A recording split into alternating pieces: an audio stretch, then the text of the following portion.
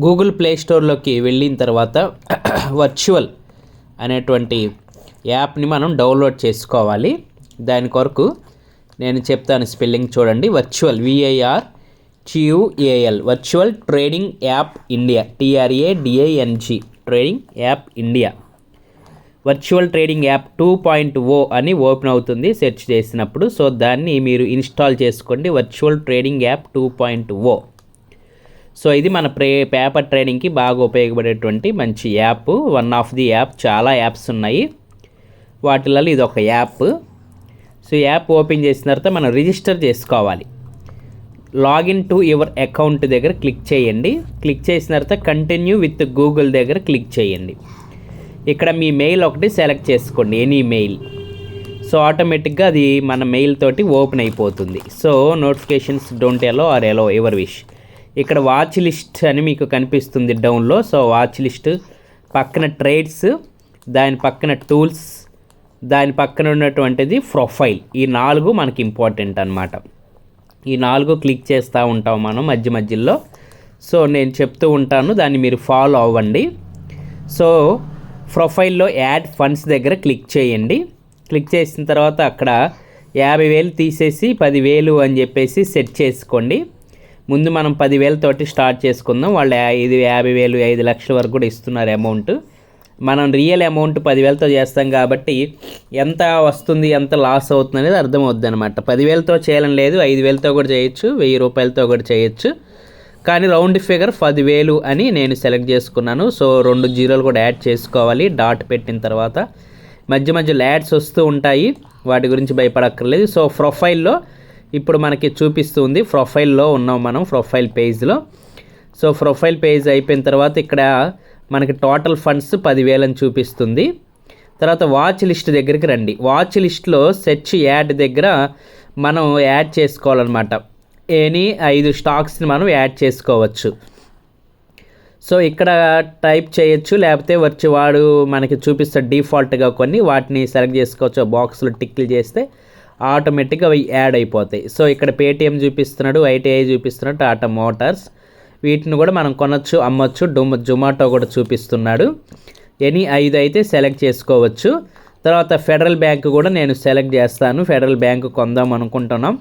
కొనాలనుకున్నప్పుడు అక్కడ సెర్చ్ బాక్స్లో మనం టైప్ చేస్తే చాలు, FE అని కొడితే ఫెడరల్ బ్యాంక్ అని వచ్చేస్తుంది. సో ఆ ఫెడరల్ బ్యాంక్ బాక్స్లో మనం క్లిక్ చేస్తే ఆటోమేటిక్గా ఫెడరల్ బ్యాంక్ ఓపెన్ అయిపోతుంది. సో ఆ ఫెడరల్ బ్యాంక్ ఓపెన్ అయిపోయిన తర్వాత దాని మీద మనం వాచ్ లిస్ట్లోకి రావాలి. వాచ్ లిస్ట్లోకి వచ్చి చెక్ చేసుకుంటే అక్కడ మనకి యాడ్ అయినవి కనిపిస్తూ ఉంటాయి. సో వాచ్ లిస్ట్లో చెక్ చేసుకోవాలి ఏమేమి యాడ్ అయినాయి అని. ITI యాడ్ అయ్యింది, టాటా మోటార్స్ యాడ్ అయ్యింది, తర్వాత ఫెడరల్ బ్యాంక్ కూడా యాడ్ అయ్యింది. సో ఫెడరల్ బ్యాంక్ మీద క్లిక్ చేసుకోవాలి. మనం ఫెడరల్ బ్యాంక్ కొనాలి అనుకున్నప్పుడు దాని మీద మనం క్లిక్ చేసుకోవాలి. సో ఫెడరల్ బ్యాంక్ మీద క్లిక్ చేసినప్పుడు బై ఆప్షన్ చూపిస్తుంది.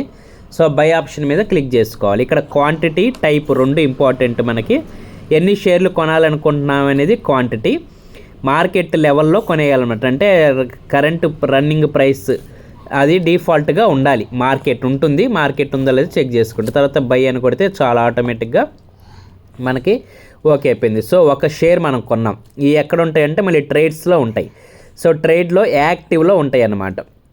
హిస్టరీ మనం అమ్మితే కొంటే అమ్మేస్తే హిస్టరీలో చూపిస్తుంది, పెండింగ్ ఉన్న పెండింగ్లో చూపిస్తుంది. తర్వాత మళ్ళీ వాచ్ లిస్ట్లోకి రండి, ఇంకొకటి కొందాం మనం.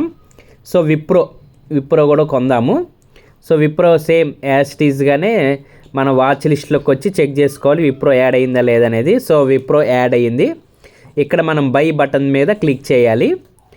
క్వాంటిటీ మార్కెట్ మీద డిఫాల్ట్గా ఉందా లేదా చూడండి. సో క్వాంటిటీ 10, 100, 1000 మన ఇష్టం. ఎన్ని షేర్లు కొంటే ఎన్ని షేర్లు కొనాలనుకుంటే అంత క్వాంటిటీ మనం మారుస్తూనే ఉండొచ్చు. ఇక్కడ స్టాప్ లాస్, టార్గెట్ అనేవి మనం ఇప్పుడు పెట్టుకోవట్లేదు, తర్వాత వాటి గురించి చూద్దాము. సో 10 కొనాలనుకుంటే మన దగ్గర ఎంత ఉండాలి, 5,000 ఉండాలన్నమాట. మన దగ్గర ఎంత ఉన్నాయి అవైలబుల్ బ్యాలెన్స్ అంటే 9,000 ఉన్నాయి ఆల్రెడీ. సో బ్రోకరేజ్ 2 రూపీస్ ఖర్చు అవుద్ది అనమాట. రియల్గా కొనాలన్నా సరే మనకి బ్రోకరేజ్ 2 రూపాయలు 3 రూపాయలు కట్ అవుతూ ఉంటాయి అంతే ఛార్జెస్. 11,000. సో 11,000 మన దగ్గర లేవు కాబట్టి 1,20,000 15కి ఎంతకు అవుతాయో చూద్దాం. 8,000. సో 8,000 సరిపోతాయి కాబట్టి సబ్మిట్ కొట్టడమే, ఆటోమేటిక్గా ఓకే అయిపోతుంది. ఇదండి. సో ఇట్లా యాడ్స్ రాకూడదంటే 100 రూపాయలు పెట్టి మనం నెల ఫ్లో తీసుకుంటే సరిపోతుందంట. అది తర్వాత తీసుకుందాము. సో ఇప్పుడు ట్రేడ్స్లోకి రండి. ట్రేడ్స్లోకి వస్తే మీకు పెండింగ్, యాక్టివ్, హిస్టరీ 3 చూపిస్తుంటాయి. సో యాక్టివ్లో టోటల్ P&L లాభంలో నడుస్తూ ఉందన్నమాట. మనం కొన్నవి లాభంలో నడుస్తున్నాయి. అట్లా లాభంలో నడుస్తున్నప్పుడు వెంటనే అమ్మేసుకోగలగాలి. దానికోసం మన స్క్వేర్ ఆఫ్ కొట్టేస్తే చాలు అనమాట. సో ఆటోమేటిక్గా అమ్ముడుపోతాయి. అది ఎక్కడ ఉంటాయి అమ్ముడుపోయినవి అంటే హిస్టరీలో ఉంటాయి. సో హిస్టరీలో మనకి క్లోజ్ అయిపోయింది, 5 రూపీస్ ప్రాఫిట్తో మనం క్లోజ్ చేయగలిగాం. సో అంత ఫాస్ట్గా మనం ఉండాలి. ఇంత ఫాస్ట్గా ఉండాలంటే మనం ప్రాక్టీస్తోనే అర్థమవుద్ది. సో ఫైనల్గా ట్రేడింగ్ మీకోసం చూపించడానికి నేను విప్రో కొన్నాను. సో అది మనం లాభాల్లోనే క్లోజ్ చేయగలిగాం. Thank you friends.